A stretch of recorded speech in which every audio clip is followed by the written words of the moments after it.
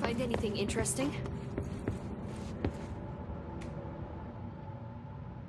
Do you remember Mr. Tommasi, the head of communications? The hiss he was changed into showed up in containment, near the turntable. I'll take care of it. That thing's not getting away this time. I've heard reports about his particular use of language and intonation when repeating the hiss babbling. The biological and behavioral distinctions between different hiss-corrupted individuals is truly fascinating. I wonder if I could categorize the data. And she's already off on her own thing.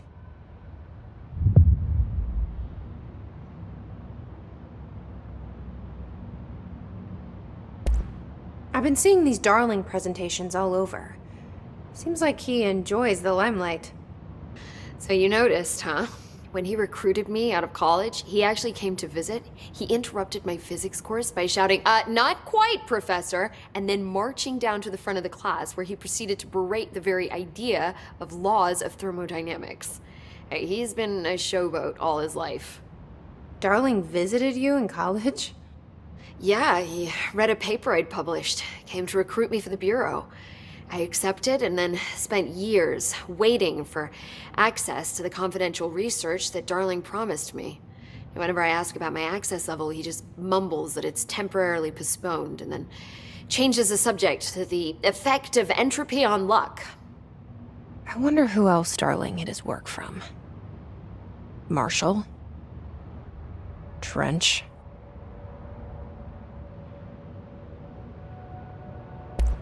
Have you learned anything about Dylan's condition? Only that he's definitely hiss, but I guess his chanting made that pretty obvious. You know, interestingly, the words of the hiss incantation have an average length of 4 letters. The most common word used 7 times is want. The next most common are through and time. It's very interesting, don't you think? I don't care about the words. What about my brother? Right. Sorry, I got a little off track. Well, strangely, his tissue samples all look healthy, unlike the other hiss I've tested. That's good news. Right? I wanted to talk to you about the crazy things I can do. My abilities. I get the sense that they're not very usual around here. Well, usual and unusual aren't really benchmarks at the Bureau, but for some perspective, Director Northmore once used the floppy disk to send a bowling ball 6 yards through the air, and that was considered a huge deal.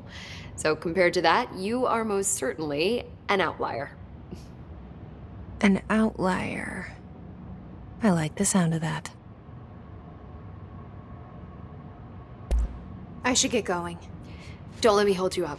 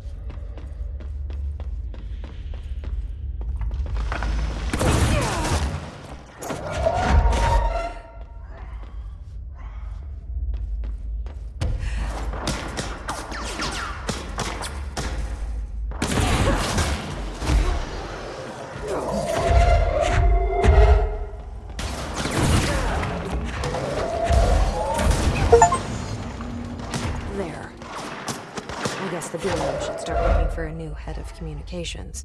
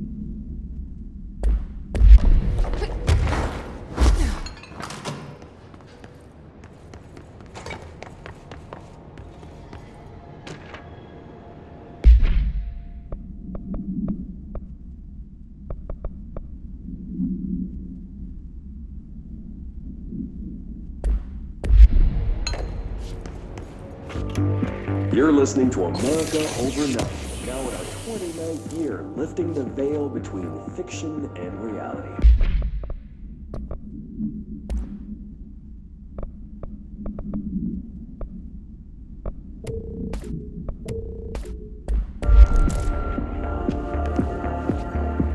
Thank you for staying up with us.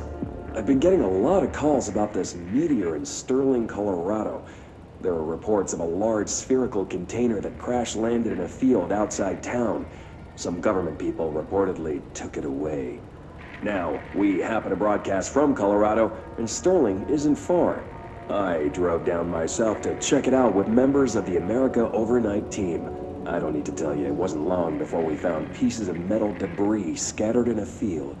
Listeners, this is yet another instance of an unidentified flying object, or UFO, entering our airspace and crashing. That the government took away the evidence under cover of darkness only compounds the fact that these are more than likely visitors from beyond our planet, or dare I say, solar system. Head on over to our website to see pictures of the spacecraft pieces we uncovered. And while you're doing that, our sponsors would like your ear. America overnight. We'll be right back.